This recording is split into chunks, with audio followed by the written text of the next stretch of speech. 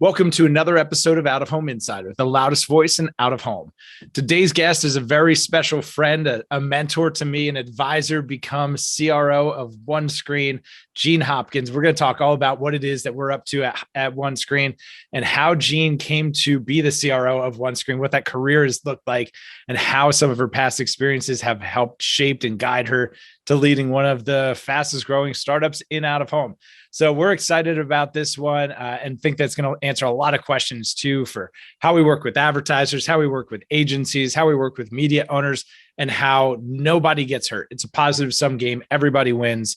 Learn more about what it is that we're up to at OneScreen in this episode with Jeanne Hopkins. And without further ado, let's go. Welcome everybody to the Out of Home Insider Show, a podcast like no other, hosted by the one and only Tim Rowe.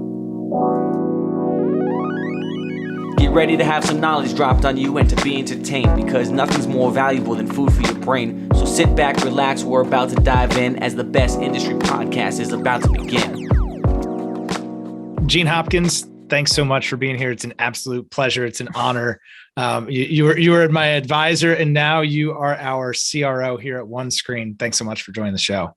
Thanks, Tim. It's great to be here. I'm having a blast. I've been here it's almost 3 months now, so I'm pretty excited about it. Yeah, it is crazy. It feels like 3 weeks. The time's just flown by. We held the announcement a little bit, which was exciting to kind of keep that under wraps. But you're here now. You're here now, and you've done a lot of marketing over the last 3 decades. Maybe give everybody a little bit of background of who Jeanne Hopkins is and how you got into this wild world of marketing. Well, I guess I've always been a marketer, because if you think about it, marketing is really about communications. And I'm the daughter of a newspaper man, and I always knew how to find a story. I used to write a newsletter for our street when I was 8 years old. I used my dad's typewriter and carbon paper and all that, and then I'd hand deliver it. And then in junior high, I was on the school newspaper in high school. And when I was going to college, it was, I thought I'd go into journalism like my dad. And he said, no. He said, you're too happy of a person and you don't want to turn into a grumpy old guy like me. So that's how I ended up going and getting a degree in accounting. And naturally. So, yeah, of course, right? Because, that just makes sense. I wanted to have something that I could do no matter what, that you always need people that can add things up and do it and that sort of thing. And then I got my master's degree in international marketing, because at the time I was working for Lego systems, Lego brand building blocks. Oh, sure. So the things that get stuck in your foot if you got kids that you step on. Yeah. The 8-stud brick, right. And then from there, I ended up going into technology. My husband was working for an internally funded startup, and they needed somebody to do PR and take care of that whole aspect of the business. And we had, at the time, 18-month-old twin daughters. And so I was working kind of part-time and doing that. And then I started building out a website. I had 3 sales guys that were working for me, and I was creating demand for them for this network time protocol server that cost $5,000. For scope, sorry to interrupt. Like when was this? 2001, because our daughters were people born still had dial-up. Yes, essentially. 1998, our daughters were born. So then from there, it kind of escalated.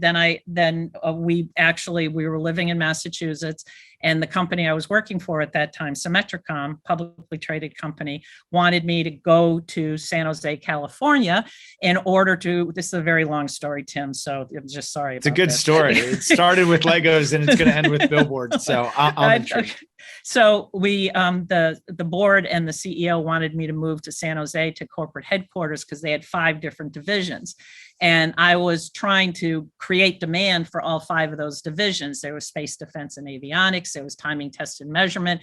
There were all these interesting businesses, but all different markets, all different distributors, all different everything. So I was responsible for creating demand for all of those. And at the time, I was developing things like a blog. And I remember when I first did what was called the blog, the CEO called me up and said, "What the heck is a blog?" This is 2006, right? What's a blog? No kidding. 2006. Sure. What's a blog? And, like it was a dirty word, a dirty 4-letter word or something. I heard that we're doing a blog. But what it ended up doing was it became the de facto standard within Symmetricom. I called it the Symblog. And the reason for that was for all the salespeople, all the customer service people, all the engineers in the company would get the same information about, because it's the biggest thing about communication, right? Sure. You don't know when something's launching. You don't know what programs are happening. You don't know. And so you get these little dribs and drabs of information. So for these 5 different divisions, we were able to highlight, it was like an internal newsletter, right? That's all that it was. And it came out weekly, and it became the standard. And I used a tool called I Make News, and they had the ability to have archives. So you had archive links on the side when if somebody said to me, "Jeanne, did you talk about this launch or something?" I'd say, "Yeah, that was in issue 42 or whatever. If you go back to that one, that link, you'll be able to read all about it." So that was a very useful thing. And then I ended up going to HubSpot. We've heard of that company before. Where I had glued all these little things, these back office things, these point solutions, and I go to HubSpot and it's like all in one place. I'm like, holy cow, this is like amazing. And at HubSpot, I was a VP of marketing, and I wrote about 10 blog posts a month on marketing. And I had all these content people and brand and buzz people and everything that we were trying to do together.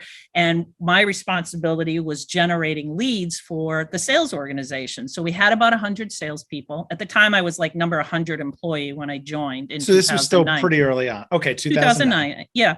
And then by the time that I left 3 years later, we were generating 50,000 net new leads per month. Wow. Yeah. I did have one question that I was going to ask, which was, how did you get the nickname Jeanne, the lead machine, as famously coined by Dan Tyre? There's the answer to the story. 50,000 leads a month. Net new. Wow.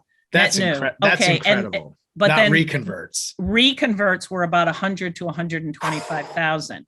So by the time, I was watching the leads, number of prospects that we have when we got to 1 million, the hardest thing is you think about ebooks, you think about content, but I also had affiliate marketing that I was working on. I had syndicated content. I was working with some partners to be able to develop net new leads. It was a process to be able to get all this stuff together. And then I left HubSpot and I went to SmartBear, which is a DevOps tool company put together by a PE company. They had 5 different divisions and I was doing the content for them. And then I ended up, blah, blah, blah. So various companies, and I ended up going to work for Lola.com, which Mike Volpe was the CEO, and I worked for him at HubSpot. Which ironically, Lola has nothing to do with out of home, but Lola stands for something, right? Longitude, LO, and latitude, right? So there's your out of home tie. And we're starting to see the path is coming together for Jeanne Hopkins and how you get here. So you go to Lola and we bought billboards. We bought billboards, which had longitudes and latitudes. But it was a challenge to be able to buy it because we didn't really know what we were doing. And my paid media guy was trying, Colin Burke, who's amazing. He's just a fantastic guy, really, really intellectual about being able to make sure $1 in gives you $3 out, really cares about everything. So we bought 3 billboards in Denver just to kind of test it out. And it was complicated. It was way more complicated than it needed to be. And so in March of 2020, we all know what happened then. It's a 5-letter word that starts with a C and ends with a D. And business travel management software was no longer really needed, so that there was a layoff. And then I ended up going to a company called Squad Locker, at which time I bought $30,000 worth of hockey rink screens. You sure did. Here, we're going to do a live background swap out to the hockey rinks, just in honor of that. Jeanne was an early believer in what we were doing, and it was Venue X. Venue X, who's a great partner of OneScreens today. You made the investment. You saw at Squad Locker that there was an opportunity to reach a really targeted audience in a novel way, but in a way that made sense. and you've done some out of home leading up to that, but how, how did that start to change your thinking? Did it start to change your thinking about where out of home, was going? Well, Tim, I have to say, I've been in marketing for a long time, 3 decades, and I didn't know what I didn't know. And it wasn't until I really started drilling down and listening to marketers that are trying alternative channels. I mean, I'm watching in the companies I've worked for, the cost of Facebook going up, the cost of Google AdWords going up, and the conversions going down, and trying to figure out how can you as a company look bigger than you are. Nobody has $1 trillion to be able to spend. You want people to be able to do something effective with the dollars that they have. And I think about all the events I've done. I can't user conferences, different conferences, trying to drive traffic to the booth. And, we all know as marketers, you can buy an ad in the book, the handbook, and you can get a 30-second ad on and I'm sure it's playing in some room somewhere that nobody's ever going to see. But since I've joined OneScreen, what I've observed is that it's a wonderful way to be able to extend your brand, to be able to work with your digital campaigns, to be able to be more visible. And it's an interesting concept because, this big campaign that we did for Reprise, and we bought the NASDAQ tower for them. Sure. And their employees went to Times Square to be able to take their picture in front. There it is. Take their picture right in front of it and point. I mean, nothing more exciting to be able to say, here we are. Look at how big we are. Do you ever take a picture in front of your Google ad or your Facebook ad?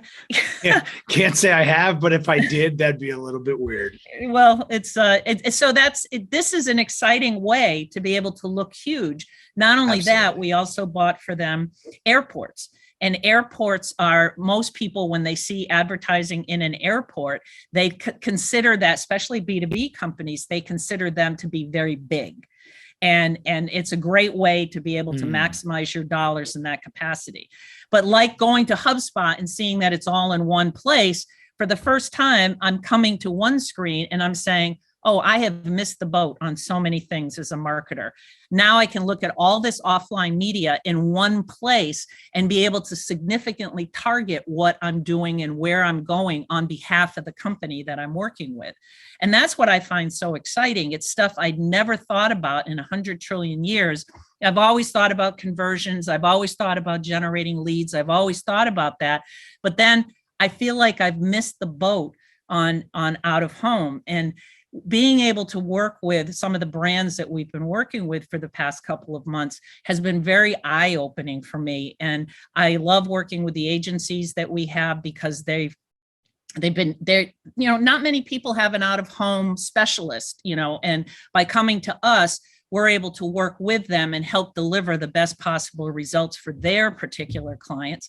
And in addition, what I also am loving is learning about all these different kinds of, whether screens or static, things that move, things that don't move, being able to learn about some of the things that we could be doing together on behalf of the brands, just coming up with the ideas. And so many of us as marketers, we get all hung up on the color of the logo, the color of a button, an ebook, whatever it is. How can we make ourselves look? You want to look bigger because most of the companies we're dealing with are startups. They've been in business for 3 to 5 years. They've got a significant round of revenue. They might be getting another round, a Series A, a Series B, something like that. And we're able to, I love these guys from Jock Market, right? So this is the MBTA train. So we were able to put Jock Market stuff on 100 trains. 100 trains in Boston, and those are the guys that helped make it happen, and they were really excited about it. So it's just so much fun to see the results of things. And when I first joined, and you brought me in on a call with Posh Peanut, and I kept thinking to myself, how do they make peanuts posh? And I had them boiled, but I've never had them posh. So it's a baby's clothing line with very, very soft fabric, absolutely gorgeous fabric. And it's very high-end merchandise. It's the kind of things that you would buy for a baby shower or grandparents would buy. It's like really nice. But when you show the results, of those campaigns in Houston and Dallas for Posh Peanut, and how it was 132% lift in terms of purchases in those markets, visits to the website. That's what's so exciting to me. That's the best part of it. It's fun, it's creative, and you're showing results. The fact that we can measure this stuff, it's fantastic. It's just blows me away. It is. I remember the first time I brought some data to Sam. We had done a small digital billboard campaign promoting OneScreen, and pulled the reporting from that and pulled some Google Analytics stuff. And I remember Sam's excitement when realizing like there's a really strong correlation between ads played and website traffic. And if this is true, if we can drive new users in a time that it's so hard to profitably drive traffic, and the reason we need to profitably drive traffic is so we can scale, what the implications of that are for marketers. It is a ton of fun, and it's really cool to see yourself on the train or on the NASDAQ and those sorts of things. As a marketer, though, you've managed marketing orgs of all shapes and sizes and different industries and things like that.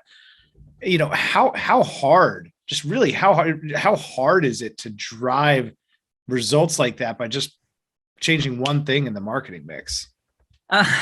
Well, I think what we're able to bring to the game, because we've been spending the past couple of weeks trying to go through a workflow of what needs to happen. And you've been great as the company's chief strategist in terms of being able to say, this is what we can do. You have a sense of the universe. And then David Kang, who's our media planner, he's able to go and he goes through and he finds the right resources, sources it, finds out what it costs. The biggest challenge I have been faced with, and which is interesting, is by coming to OneScreen, we're able to do the whole insertion order process. We're able to do the creative in the right sizes for the different vendors that we're working with. We're able to source what and get the availability of this particular real estate that we're looking for and pull it all into a big campaign. The Reprise one, as an example, I think you told me we used 17 different vendors. We had 17 different suppliers. It was a huge amount of work that Sarah Miller, our operations lead, did in terms of making sure everything was sized proportionately. In addition to getting the measurement on this, we also have to do the proof of performance, the pop on these things. And we use Signbird, we use these other companies to be able to prove to the client that yes, it did run when we said it was going to run, and these are the amount of impressions, and this is who saw it and when they saw it, and all that. It's not just the front end. This is the thing in marketing, and you can. And I think a lot of marketers sometimes rely on Google AdWords or Facebook to kind of tell them what's going, and they're not able to actually touch. And what we're doing, and we're helping marketers, and we're helping our supply side partners and agencies that are working with us on behalf of their clients, being able to show these are the results that you can get. And we have that capability where many agencies don't have that capability. And that's why they want to work with us as a branch of theirs. We're not taking anything from them. We're just trying to build the world's first offline marketplace. I never knew how much real estate was involved with billboards or bus shelters or anything. No concept whatsoever. And it's so highly fragmented. It's fascinating as an industry. It's just absolutely fascinating. And I feel like I'm learning something new every single day. I know that I definitely do. I definitely learn at least one new thing by noon most days. Quick shout out to all the real estate people out there. You make the world go round. Without all of the great real estate teams and all the media companies, we don't have anything to sell. So shout out to the unsung heroes on real estate, on the operations side. You all make all of these things possible. Jeanne, maybe let's unpack that a little bit. Some of that sounds like maybe we're tech-enabled agency, and how does that fit for an agency that doesn't do out of home? Where do we fit into the mix with agencies that specialize in out of home? And then ultimately, how do we help our supply side partners? Probably a lot of folks listening right now wondering how they can get involved in all this stuff, and how OneScreen might be different than some of the other technology companies in the space. So maybe we could just go through those three different stakeholders. So the agency that doesn't have an out-of-home offering right now kind of makes sense. We bolt onto them. It doesn't necessarily cost them anymore to work with us, but they become experts overnight. Would you say Right. that's a fair summary? Check. Cool. Right. So let's get into the two hairy ones, right? The supply side partners and our out-of-home specialist agencies. How does OneScreen, as the platform evolves, as the technology evolves, there's so many things we can do, from planning tools to measurement tools to the ability to improve cash flow positions of agencies and media companies. How do you foresee us working with the out-of-home specialist agencies in the next 12, 18, 24 and beyond? Well, I think when you think of us as a marketplace, we're not taking a cut. I think of us as a free DSP. Okay, that's where we're going to be totally free. And what we're doing is we're trying to build this marketplace to maximize transactions. So we want you to get found, and the way that we're going to have you get found as a supply side vendor is we're going to give you a listing. We're going to optimize you for search engines. We're going to keep promoting you. And hopefully, as we continue to grow, we'll be able to do pass-through of leads, marketers that are coming to us and using our platform to be able to find inventory. We want them to be able to find you. Wow. We want them to transact and be able to buy and pull the inventory through. Now, how is that going to work financially? Well, financially, what ends up happening is we have marketers that are spending $500,000, $1 million with us. We get the avails, we do the inventory, we get the payment from the marketer that's doing it. We put that money in the bank, and that money in the bank earns interest. And then when the campaign ends, then we end up paying the actual supply side vendors. But another thing that we're looking at is we now have a significant credit line where we can implement buy now, pay later. So you, as a vendor, as a supply side vendor, wouldn't you love to be able to pay your salespeople as soon as they're able to sell something? If we buy it from you, we buy something from you, and you have the ability to be able to pay the commission to your salespeople, wouldn't that be wonderful to be able to do it the same month, not 4 months down the road? I think that's a great way to keep salespeople, happy and keep them engaged, especially as we continue to grow and grow and grow. And while we did $5 million of, that volume this particular year, we're on schedule to do 100 million next year. And then the year after that, and then the year after that. So we want partners that want to work with us so that we can buy their inventory through our platform. That was great. That was awesome to hear all in one place. Because I think that there's been a lot of questions just from within the industry of what is it that OneScreen's building exactly. So to know as an agency, whether you're an out-of-home specialist or a digital first agency that's looking for new offerings, that you're going to get access to all of this at no cost. Right. So it's inherently no threat to your business. Nope. And that you'll get all of the ability to improve cash flow position, whether you're an agency or a media owner. I think of our media owners and what they're so great at is developing more real estate and creating new inventory, upgrading billboards, static billboards to digital units. So Absolutely. to be able to sign a contract, right? So let's just think about it holistically. I'm an out-of-home specialist and I have an advertiser. Well, now I will get terms, right? I will get credit terms to buy this campaign. So I don't need to put it all out up front. So now I can continue to keep the lights on and operate efficiently. The supply side partners get paid up front. It sounds like everybody goes home a winner, and we all discover a bunch more stuff that we didn't know exist. I think the best way to look at it is we want to be the Switzerland of out of home. I like that. In this highly fragmented and sometimes competitive. We want to build in a cooperative ecosystem in a fairly competitive space, fragmented, and more because of a lack of awareness. as we talk to supply side and as we talk to agencies, it's difficult to reassure sometimes people, because does it walk like a duck and does it talk like a duck? And sometimes many of these agencies or supply have been told things that didn't come true. And we want to be 100% transparent at all times. We want to be highly accessible, and we want to be able to make this big. That's our goal. And I think that we can do it with the full cooperation we've got a great team here at OneScreen. We're continuing to grow, but Absolutely. The benefit is we're also dealing with people that have a lot of experience in this particular area. And that's exciting. Yeah, no, it is definitely exciting. And the team's growing quickly. I remember this time last year, we were 8 people, and today, probably 38. It's got to be in the 30s. Yeah, we're hiring for a bunch of roles. There's probably folks listening to this that are maybe interested in getting involved. Jeanne, where can they learn more about opportunities at OneScreen? What are some of the roles that you're thinking about? Well, I definitely need content people. I really would like to I'd like to be able to create a marketing for out of home 101, 201s, that type of thing, be able to create. I'd also like to be able to have office hours to be able to talk to marketers about what is out of home and how is that created. You can visit careers at onescreen.ai. We have a number of openings right now. We have hired some really strong business development people, really strong customer success, media planners, traffic managers, account managers.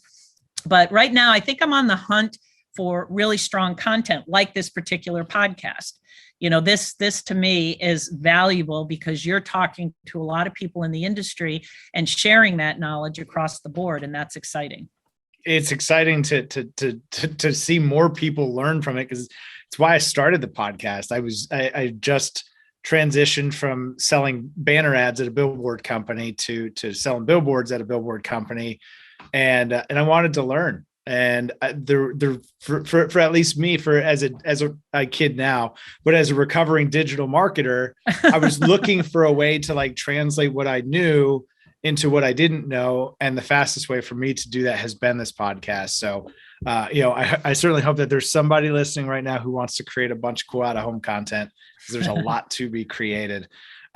Jeanne, where can folks connect with you? Where are you most active on social? Maybe give them the lat long on LinkedIn. It's Jeanne, Jeanne, last name Hopkins, Hopkins. You can just look me up there and connect with me, or follow me on Twitter. Cool. We're going to make sure to link to all of that, the LinkedIn, the Twitter. We're going to link to the video of Reprise so that you can look bigger than you are. We're going to link to the careers page. I'm leaving a list of notes for Mike at Focus Forward here, so he can come back. Hey, Mike at Focus Forward. The entire team. Jeanne, I want to talk maybe just for a few minutes about the customer success motion, because that's very different than maybe out of home or media is even used to. It's something that kind of comes from that SaaS world. But what does customer success mean conceptually, and what does it mean for a supply side partner specifically on the OneScreen platform? Well, I think that I think that the business of marketing is challenging at best. And what we're trying to do is provide a solution that we can have, again, in that interest of full transparency, being able to make sure that our partners, whether you're supply side or demand side, it doesn't make any difference to us, that we want you to be successful. We want to be able to get you the results. We want to be able to show you what can happen. We want to be able to help grow you. That's our ultimate goal. And to me, success equals growth. And as the chief revenue officer of a few companies recently, by being able to have marketing, sales, and customer success all under one team, it gets everybody thinking the same. So you don't have a marketing silo and a sales silo and a success silo. You know that we do daily stand-ups where we talk about what's going on with this client, what's going on with this supply side vendor, who's going to reach out to them just to double check to make sure everything's okay. And we do this collectively together so that we're able to make as many people as successful as possible as we can in this industry. It's awesome. I think it's a beautiful, beautiful way to take us out. Jeanne, this has been a pleasure. Thanks so much for being here.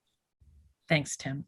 Absolutely. If you found this to be helpful, educational, inspirational, any of those things, please share it with somebody who could benefit. As always, make sure to smash the subscribe button. It's down there in the corner somewhere. Wherever you're listening, make sure to follow on all the platforms, and we'll see y'all next time.